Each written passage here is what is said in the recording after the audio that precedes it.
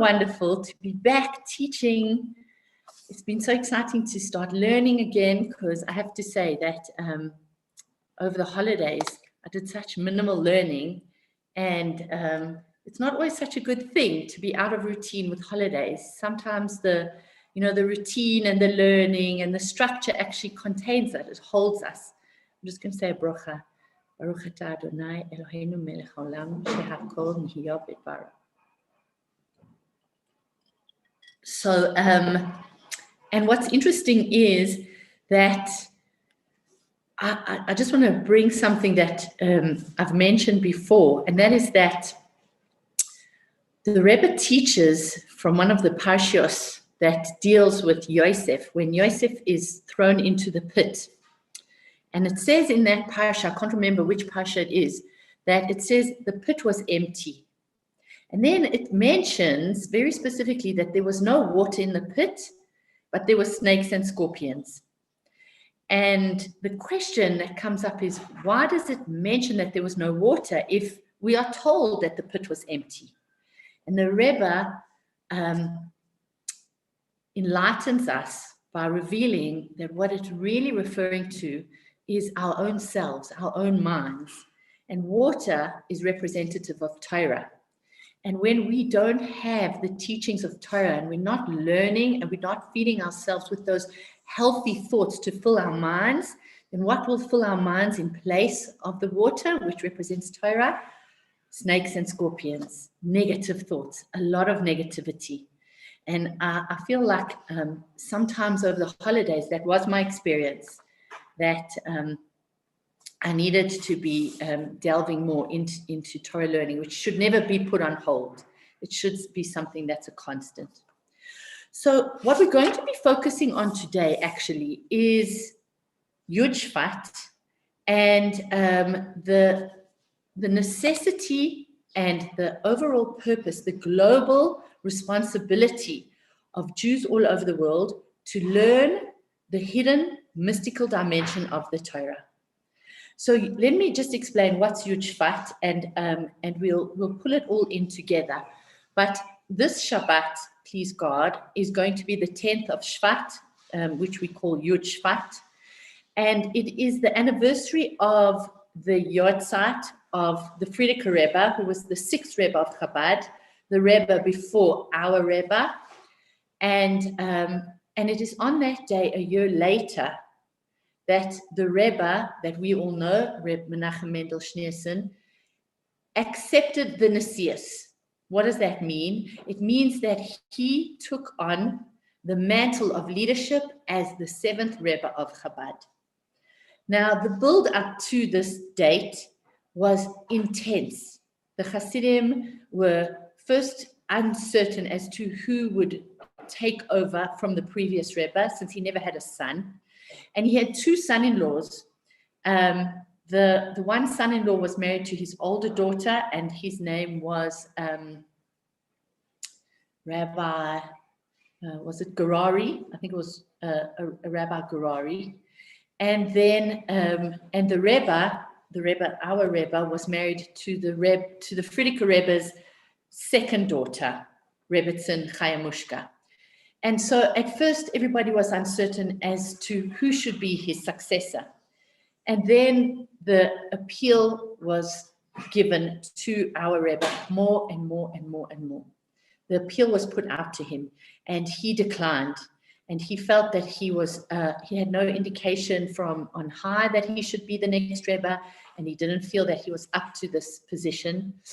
And in fact, his wife knew what the life of her father had been.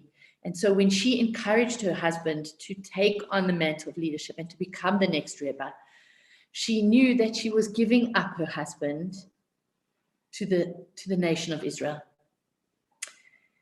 On Yud Shvat, a year after the previous Rebbe, the Frierdiker Rebbe, passed away, which was his Yortzeit, the Rebbe said that there would be a Farbrengen in 770, and over 800 Hasidim attended. It was packed. And the Rebbe gave over certain sichas, certain teachings, short discourses. And then from the audience, one of the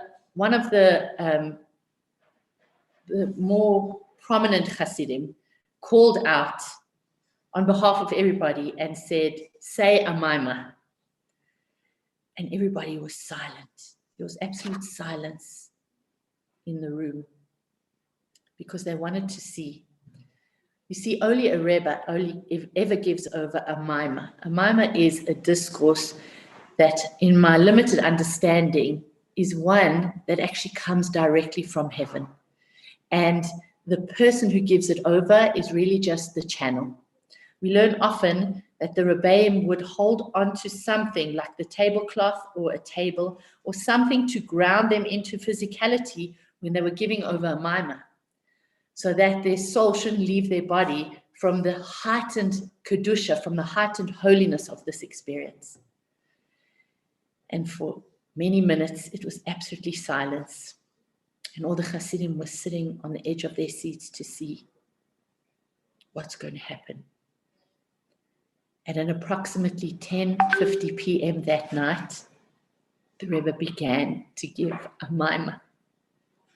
The famous maimah of Basi Lagani, "Come into my garden." And the Hasidim rejoiced because they knew they have a new Rebbe. It was a very, very emotional moment. And if you listen to the recording of the Rebbe giving over that maimah, you can hear the emotion in his voice. You can hear how tearful he was. And what did he tell the Hasidim? What was his message for us? One of the things that he said was that we are the 7th generation from the Alter Rebbe. Because in Basi Lagani, it's explained that Hashem lived in Gan Eden and his divine presence was revealed there. And with the sin of Adam, God's divine presence, his Shekhinah, went up what's called to the first Rakia, to the first heaven.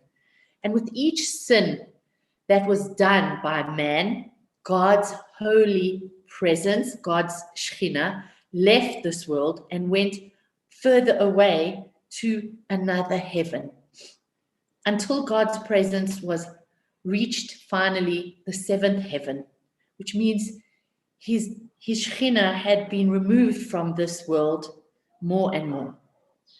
And the first one to bring God's Shekhinah back down, one Rakia, one heaven, was Avraham Avinu. And from him, each tzaddik brought God's presence down back into this world until Moshe Rabbeinu brought God's presence back into this world.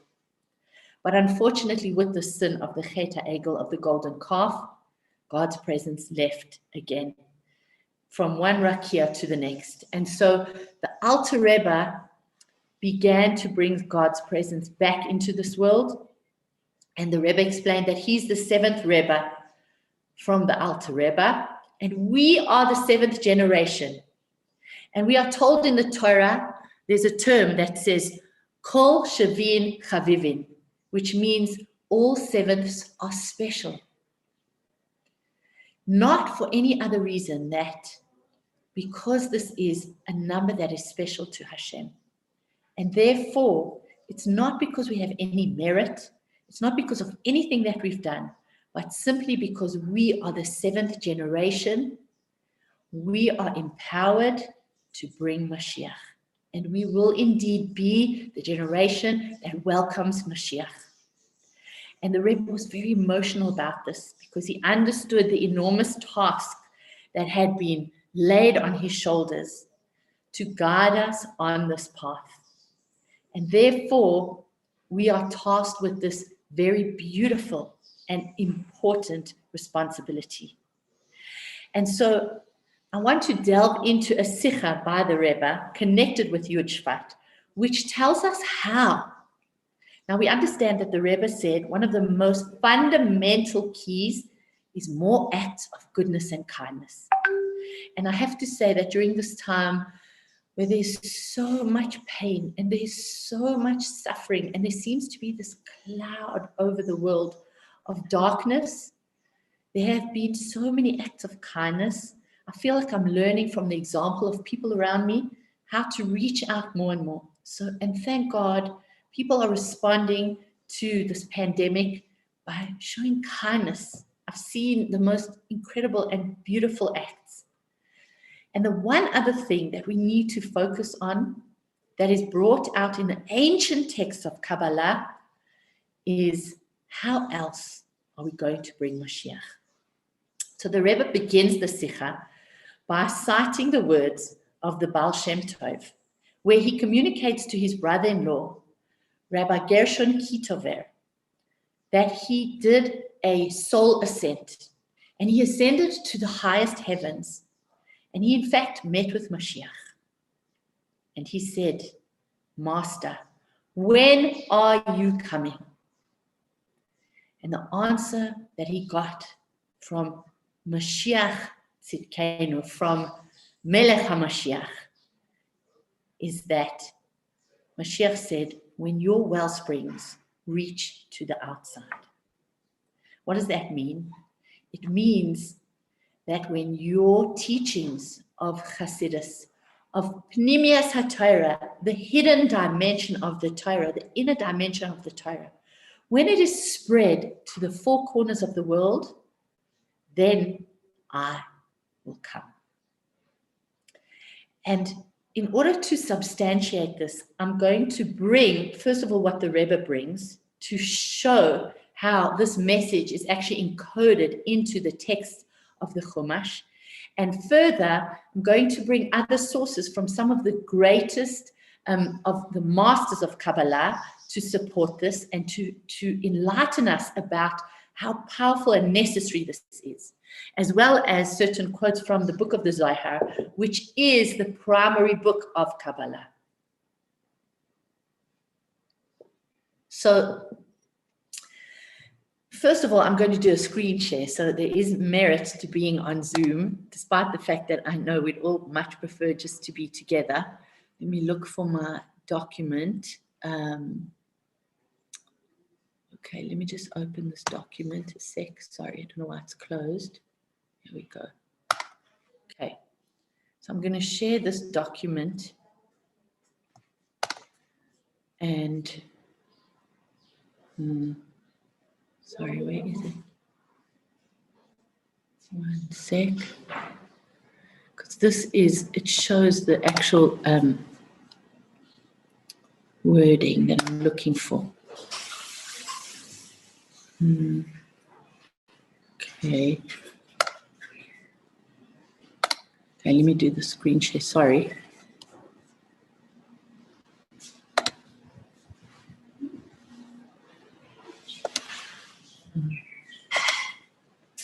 Whoops. Yeah, I need help. So I need to screen share. And I just opened up a document. So going to Zoom. I want to go back to Zoom. Yeah. Do you want to start? Yeah. Are you sharing? No, you're not sharing. Go like this. Okay. There you go. Okay, so wait, help me, Rivka. Okay.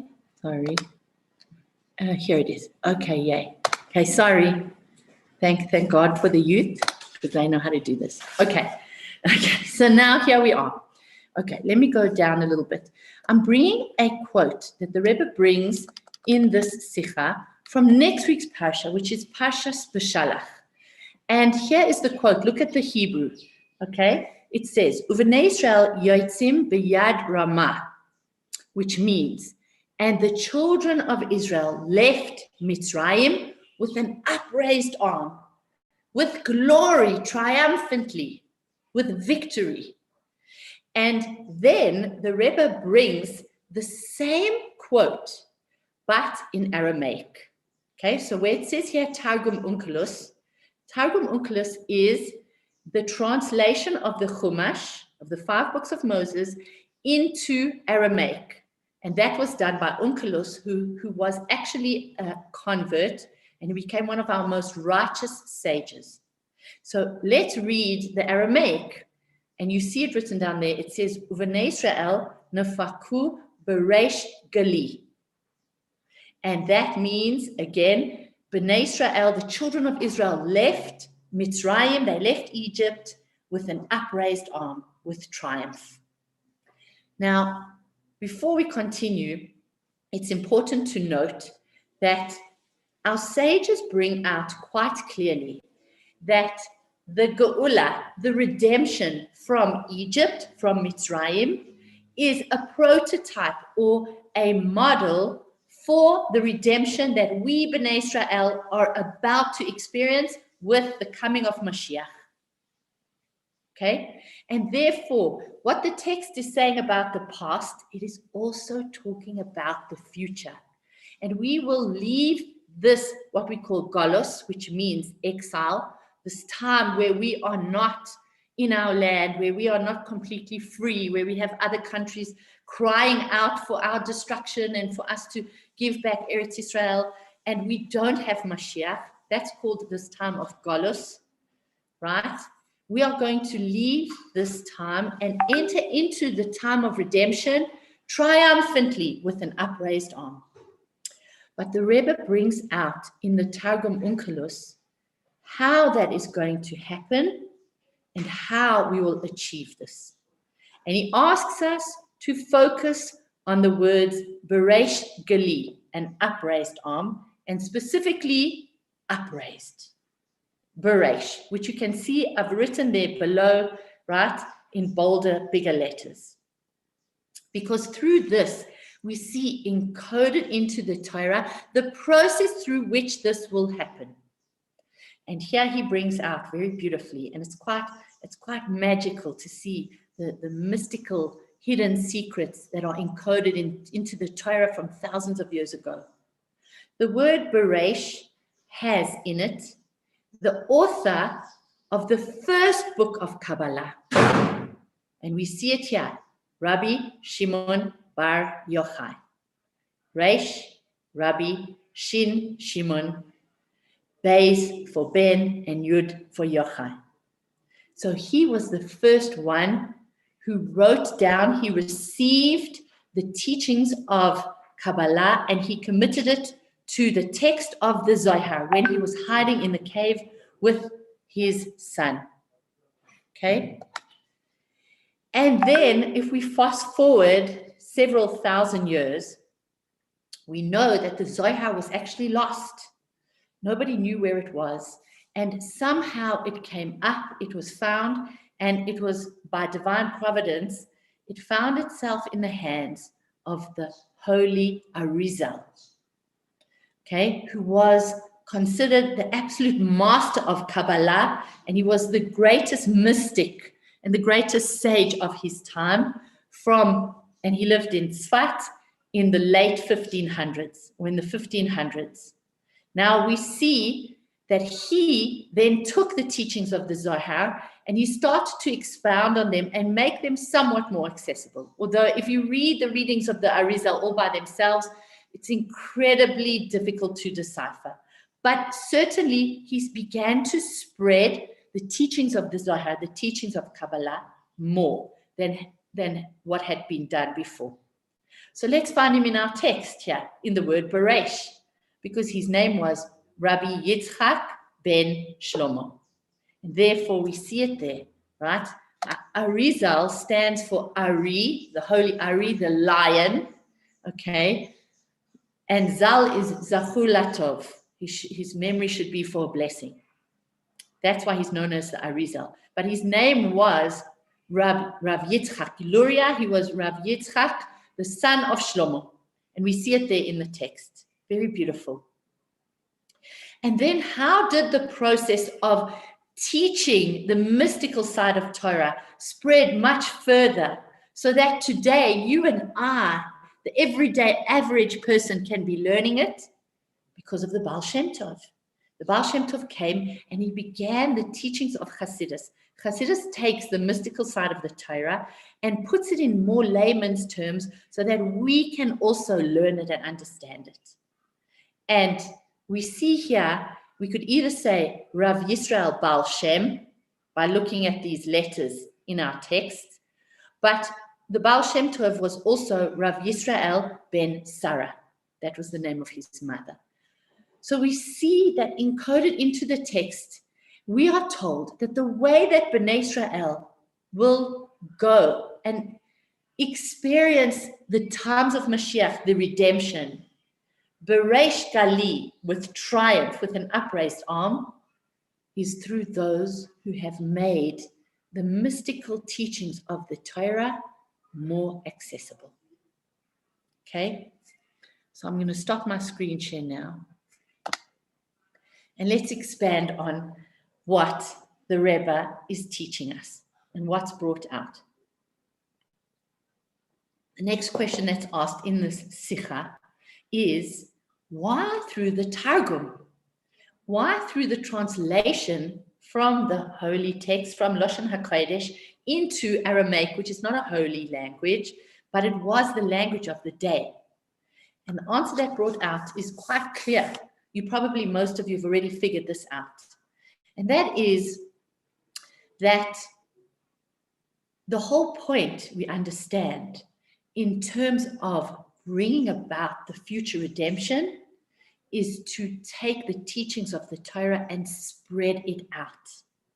And in fact, to take the teachings, now we understand even more of the mystical side of the Torah and spread it out and make it accessible to the masses. So that's what the Targum represents.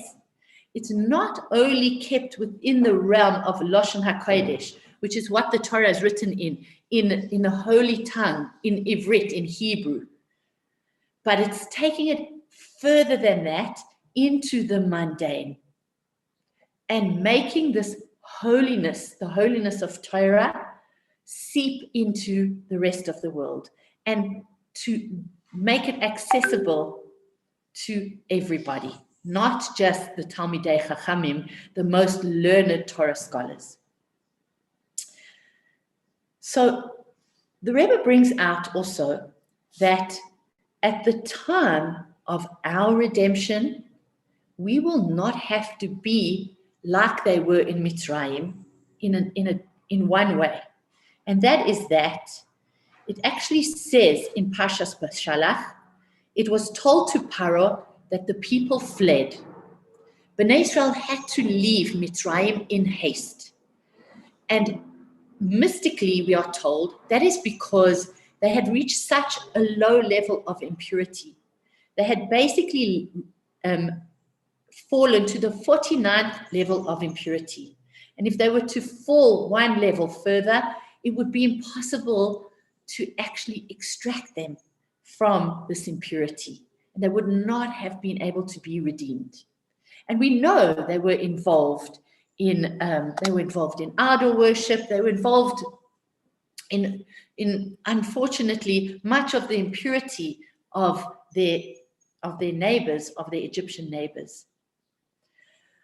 So they had to leave in haste. However, the Rebbe brings out that actually in the future redemption, it is said by the Nevi'im, by our prophets, and I'm going to quote the Navi Yeshaya, okay, better known as Isaiah. He says, "You will not depart with haste when Mashiach comes, nor will you flee as you go." So there's a contrast there. And again, it's brought out by the Navi Zechariah, and he says that at the time of Mashiach, it says, "I will cause the spirit of impurity to depart from the earth, erasing all traces of evil." So the reason that we won't have to depart in haste, we won't have to enter into the time of the future redemption in haste, is because through our avodah now, through our service of Hashem now, what we are doing is we are revealing godliness in this world. And therefore, all sheker, all falsehood and evil is actually being removed. It's not going to exist in the world anymore. And this is made possible by man's efforts, by our efforts in revealing godliness in this world. And one of the fundamental parts of this process is through learning the mystical side of the Torah. Now, I want to bring more sources to support that, and it's very beautiful. So first of all, it says in the Zohar, which is the book of Kabbalah, it says that through this book, the teachings of Kabbalah, Bnei Israel will leave Galus, will leave this exile with mercy. So that means that we don't have to endure the intense suffering and struggle and oppression, which is forecast in terms of the birth pangs of Mashiach. The more that we learn the mystical teachings of the Torah, the more that we actually do away with the struggle that is supposed to precede the birth of this new era, the era of Mashiach. I want to bring you something by a great Kabbalist from the 1500s whose name was Rav Avraham Azulai. Now, Rabbi Avraham Azulai wrote a very famous book called Chesed LaAvraham, and he was known to be an incredible holy tzaddik. There's a famous story, I'm not going to tell you the story, but some of you may remember it because we've shared it before, of how in Hebron, the Sultan, who was the leader at the time, dropped his sword into the opening that was the access point to Ma'arat HaMachpelah, the very incredibly holy place where Abraham, Yitzchak, and Yaakov are all buried. And there were those who tried to go down to retrieve his sword, and they died as soon as they went down because the Kedusha, the holiness, the godliness was too intense. And so the Sultan called on the Jewish community saying, if one of you doesn't go and retrieve my beautiful bejeweled sword for me, then the entire community will be oppressed. And Rav Avraham Azulai put himself forward to go and retrieve the sword. And he was lowered into the cave. And in fact, he didn't only retrieve the Sultan's sword and came out unscathed and in peace, but he met Avraham, Yitzchak, and Yaakov when he was down there in the cave. So what does he tell us?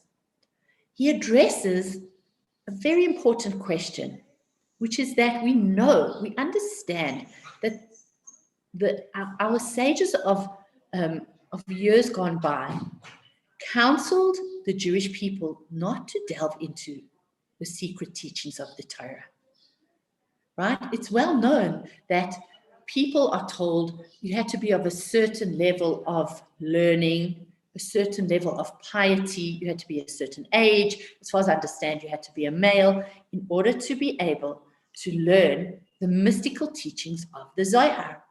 So why is it now that we are told everybody must learn? Did something change?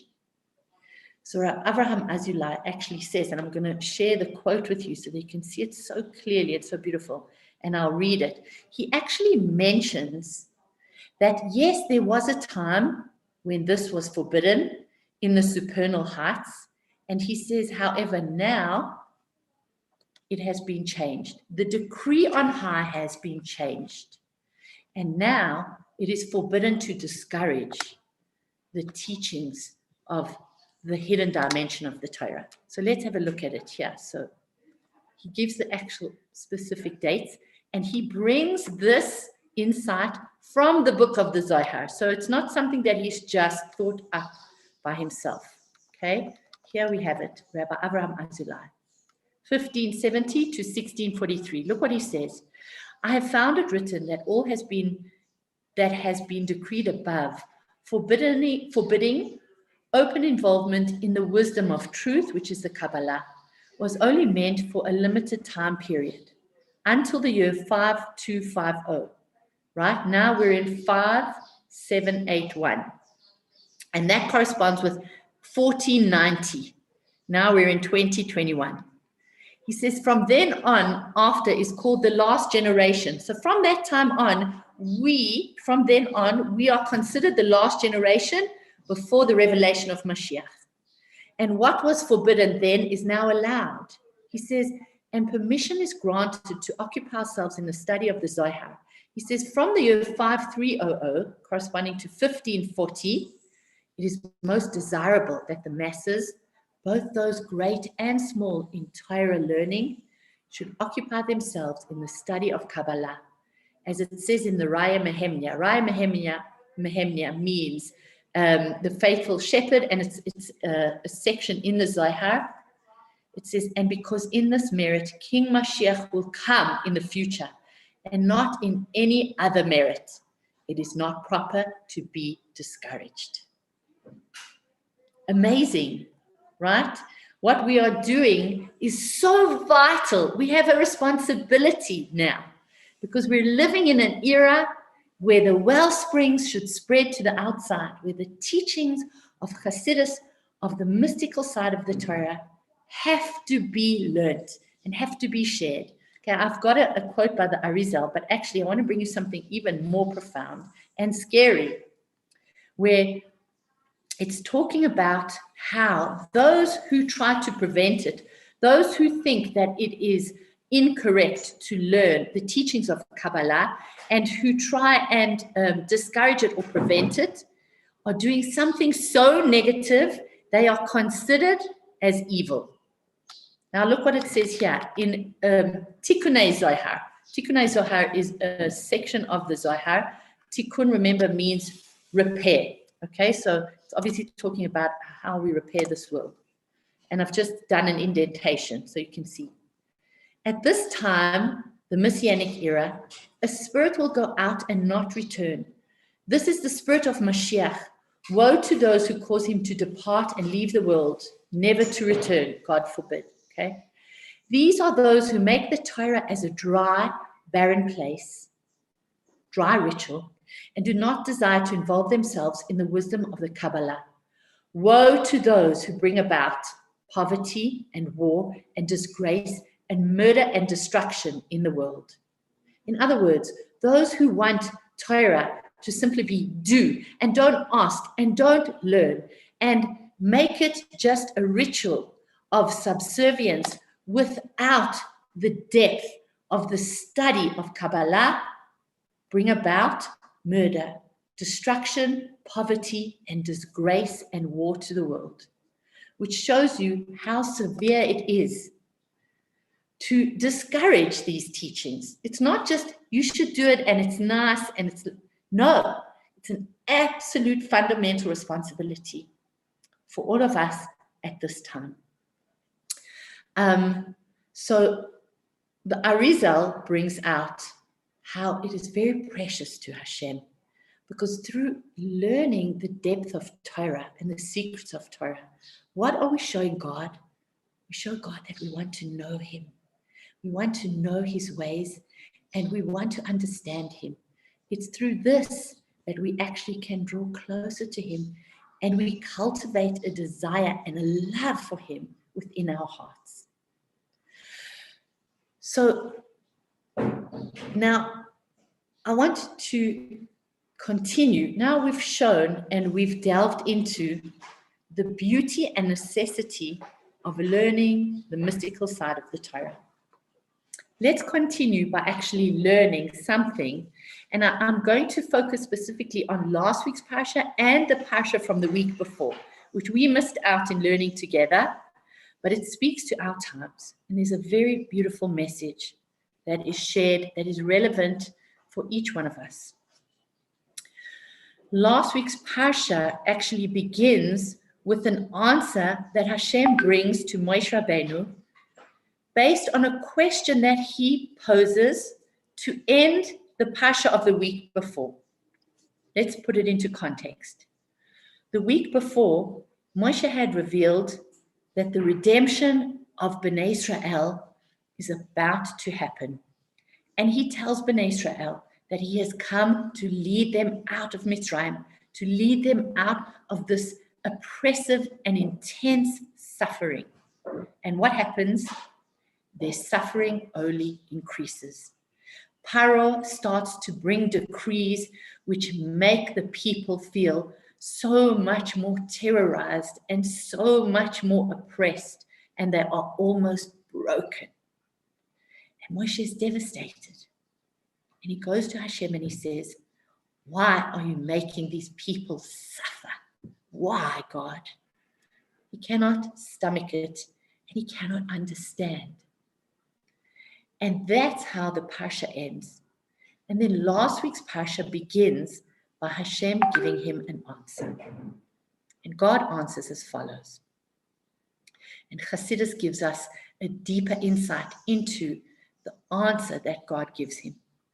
And Hashem says, I appeared to the forefathers, your forefathers, Abraham, Yitzchak, and Yaakov, with the name Kel Shakai, which is not the proper way to pronounce it, but I'm not going to say God's name in vain. It's one of God's very holy names. And he says, but you and the rest of Bnei Israel, I'm going to appear to you on Har Sinai with the name Havaya, which is not the proper way to pronounce the name of God written Yud and a Hey and a Vav and then a Hey. What God is saying in this answer is, I appeared to the holy forefathers on a certain level, with a certain level of revelation of myself.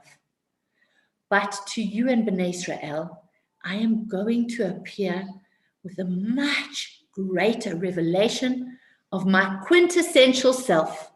I am going to give you a part of myself that comes from such a high place of Kedusha, that comes from an essence part of myself, something that has never happened in the world before. So Hashem is saying, in order that such a flow of light should come down into this world, in order that there should be such a divine revelation that is shared with this world, there first has to be a contraction of godliness, a contraction of light from this world. First, it contracts before it begins to flow. And that is why Bnei Israel suffered, because there was a darkness, there was a contraction of godliness that had to happen in order that the light should come. This is what God's explaining to Moshe Rabbeinu.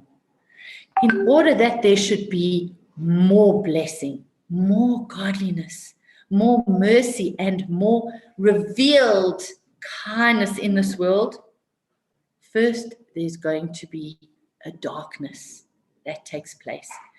And the greater the revelation of the light, the greater the darkness that will precede it. And then Hashem says to Moshe Rabbeinu, the reason that I am citing the forefathers is because I want to point out to you that you're wrong in questioning me. Now, the Torah is very, very sensitive and very careful not to ever paint anybody or anything in a negative light. So we have to understand that if Moshe is being rebuked here by Hashem and it's highlighted, there is a very important message for us from this rebuke. There is a very, very significant reason why this is happening. Why is Hashem saying to Moshe, you should be more like your forefathers? They didn't question me. And I long for the days when they were alive and I wasn't questioned and my ways were not questioned. Why is Hashem saying that to Moshe? Chassidus brings out that Moshe came from the level of chokhmah, the level of intellect, which is the highest level. Abraham, Yitzchak, and Yaakov came from a lower level. They came from the level of the midos, the level of emotion. We know that Abraham was chesed and Yitzchak was gevurah, right? It's so beautifully illustrated in the Torah where it talks about the dread of Yitzchak. He was pure discipline. He was pure awe. And Yaakov came from the level of Tiferes, which is the balance between kindness and discipline. So Tiferes is called beauty. Now, they related to Hashem with a certain level of heart. Though they were coming from a lower level, the level of emotions, they had infused in their hearts emunah, a certain trust in Hashem, a certain what we call kabbalas ol, which means they took on the yoke of heaven and they followed God despite all their suffering. And they did not question Hashem. And that is what Hashem is saying to Moshe. Moshe was asking not out of a sense of chutzpah, not even, he was asking because he couldn't bear to see the suffering of his people, but he's also asking because chokhmah, the level of intellect, wants to understand. And therefore he's saying, I cannot understand, Hashem. I cannot connect to you until I understand you better. And Hashem is saying, although you're coming from a higher level, you need to inculcate the emotion that the avos had, that the forefathers had, by bringing in that level of Kabbalah Ol, that level of pure commitment without asking, and that level of emunah, of trusting me, that there is a greater plan and there's a greater purpose. And so that's a message for us today, that first of all, Hashem hasn't left this world. Hashem is bringing about the process that is necessary in order that we experience the ultimate revelation of light, the ultimate revelation of godliness. Now is the darkness that all of humanity is experiencing. It is in order that all of humanity will experience the greatest revelation of blessing and of God in this world. And the way that we approach it is not to say, I don't feel, not to say, it's okay for my brothers and sisters to be suffering. We cannot be comfortable with their suffering. We have to do everything to alleviate suffering and to bring comfort. But we also have to trust Hashem, that He loves us intensely, that He's carrying us through this, and He will get us through so that we can experience the great blessing that awaits us. And so I just want to say thank you for joining with me today. It's absolutely stunning and beautiful to be back. This Shabbat is Yud Shvat. It is the day on, first of all, it's the Yotzat of the Frierdiker Rebbe, one of the holiest of tzaddikim, and therefore a day where we can tap into this kedusha. We should say extra tehillim. We should really focus on doing something in the realm of Shabbat. Light your candles at the right time. It's a special time to pray. Do something special this Shabbat that connects you to more kedusha, to more holiness. And it's also important to give tzedakah before you light your candles, to just put some coins into the tzedakah box every week. And in fact, the Baal Shem Tov teaches us that when the negative forces hear that clatter of coins that goes into the tzedakah box, it makes them flee. So you're removing negativity from your home. It's very beautiful. And it's also the day on which the Rebbe accepted the mantle of leadership a year after, on the Yotzat of the Frierdiker Rebbe, and therefore it's a day fraught with holiness. It's a day when we should connect. If anybody wants to write a letter to the Rebbe and wants my help, we can do it, social distance, etc., etc. I'll be happy to help you. If you know, it is a time for what we call hiskashrus, which means connection. And if you want to ask for blessings, anything, please be in touch. I'm very, very happy to help. You can get my details through Sharon at Chabad House. And I just want to wish everybody blessing and good health for everybody. Everybody who's sick should have a complete refuah shlema. I have actually a bunch of names of people that I've been asked to mention. If you'll indulge me for 2 minutes, if you need to go, you can go. And everyone should be well. So first of all, my mom she got a positive result when she tested for COVID, but Baruch Hashem, she's doing well. Malka Batzar Imenu, she should have a refuah shlema. I got the name Gad Ben Nira, he should be completely healed. Avram Ben Chaya, Yechiel Yosef Ben Rochel Kresia, Yerachmiel Ben Yehudit, Refuah Shalema, also for Devorah Bat Zahava, and sorry, one more name of a very beautiful and special person that, please God, should be well. His name is Shlomo Zalman Tzvi Ben Meitel Shendel. Refuah Shalema to everybody, absolutely everybody should be healed, and we should welcome Mashiach immediately. Thank you, ladies. Thank you. Lots of love. I'm so happy to see you. Adele, you okay? You're doing all right?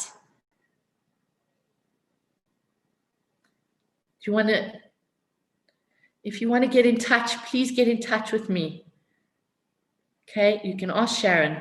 I'll be very happy to talk to you. I'm here for you. Okay. God bless. Lots of blessings.